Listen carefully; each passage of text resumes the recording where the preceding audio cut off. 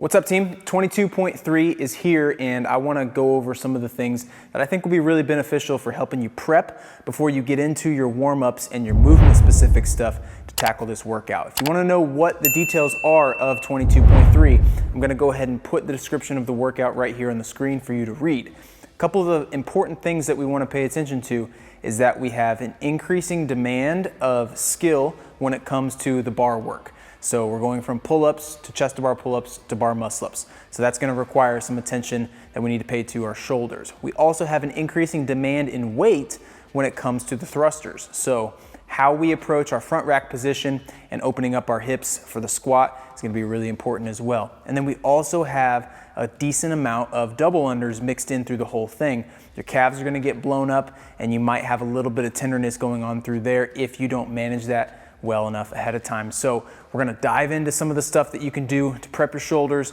prep your hips, prep your ankles, all that kind of fun stuff. Then get into your specific warm-ups with your coaches, with your athlete family, and then tackle this workout and give it your best shot. So let's run on over and see what we can do to hit the upper body. One of the first things that you can do to start opening up the shoulders for all of that overhead work and bar work you're gonna do on the rig is just a simple shoulder distraction. This is a great passive way to sort of get the shoulder opened up a little bit and make it easier for you to go into your warm-ups. All you gotta do is grab yourself a pull-up band or something that resembles a pull-up resistance band, attach it to a high point on the rig, and then from here, just feed that hand in through the top, grab the band and twist. Okay, that twist is creating some external rotation. We're biasing the shoulder capsule to really get in there and get that nice stretch. What I want you to do from there, use your other arm to sort of hold that in place so that you don't get lazy at the end, and then step back with that same side leg. This is gonna create a nice, big, long fascial stretch across the whole body, but it also allows the joint to sort of mobilize up and out and create some space. It's a great way for you to open up the shoulders, and it's something that doesn't have to take too much time. You can spend about a minute on each shoulder and then move on to the next piece. Next, we want to think about the relationship between the triceps and the overhead position and the front rack position. You hit both the overhead and the front rack when you're in the thruster because it's a mix between the push press and the front squat. So we want to open up the triceps a little bit with a tricep stretch. One of the things I have here is another pull-up resistance band kind of anchored to the rig. And all you got to do is grab that, kind of twist it up like that, palm facing up towards the sky. And then same deal as the overhead distraction, you want to open up that one side that the triceps is getting stretched on, and that low pull is really going to get us the stretch we need in the muscle. The elbow's bent, the shoulder is flexed upwards, we're getting maximum stretch through the triceps. So spend about 60 seconds here and then flip to the other side, and then after you're done with that, we'll move on to the wrists. All right, team, when it comes to the wrist, we really want to make sure that those joints are opened up enough so that we can get a good grip on the bar when we're in the front rack position, especially as we transfer into that overhead shape. So one of my favorite wrist mobilizations is just to take the same resistance band you used for the tricep stretch, stick your hand in there and get that band right up there on top of the forearm. Okay, we don't want it on the wrist, we want it just above. And then all you gotta do is create a little bit of pressure. And now the band is tugging on the forearm in this direction towards the rig, and you're getting a relative slide and glide motion over some of those wrist bones as you shift your body weight forward and back over the wrist. Hit about 20 reps here on both sides, and then we'll move on to the lower body stuff. All right, here's the last thing that I want you guys to go through to sort of prep your lower body for all the squatting that you're gonna be getting and a little bit of some of the jumping that you might experience through with the double unders.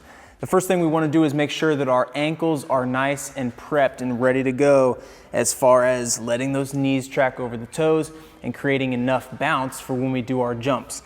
So one of my favorite things to get in is the banded ankle mobilization.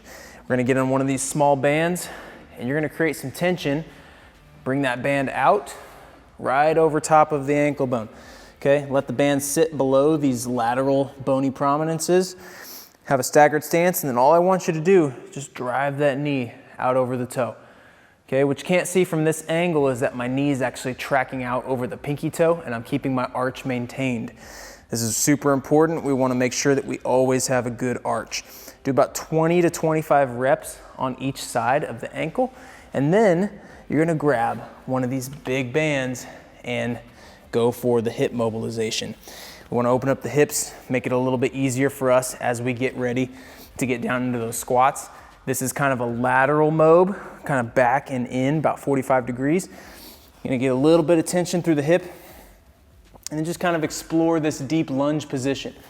Okay, this deep lunge is really gonna help sort of open up the hip capsule, get a nice little glide into the backside, and get you deeper into the squat shape that we really wanna see.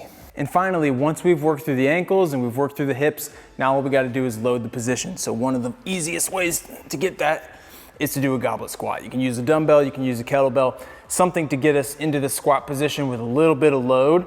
This is just a precursor to the front squat that we're gonna see with the barbell and the thruster. You can either use something like that, kettlebell, dumbbell, or you can just use the empty barbell that you're already gonna use for the thrusters moving forward.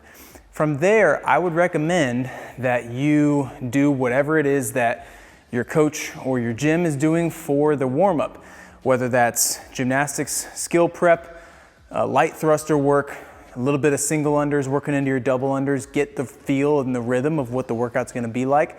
But hitting a lot of this kind of stuff beforehand, especially before your heats get going, before the class starts, whatever it is, it's gonna be super beneficial for helping you do your best when you're in the workout. Leave me a comment after you've completed the workout. Let me know how it went. If there's anything that you want to do differently, if there's anything that you liked, I'd love to hear about it. So go hit this workout hard, and I'll catch you guys in the next video. Bye.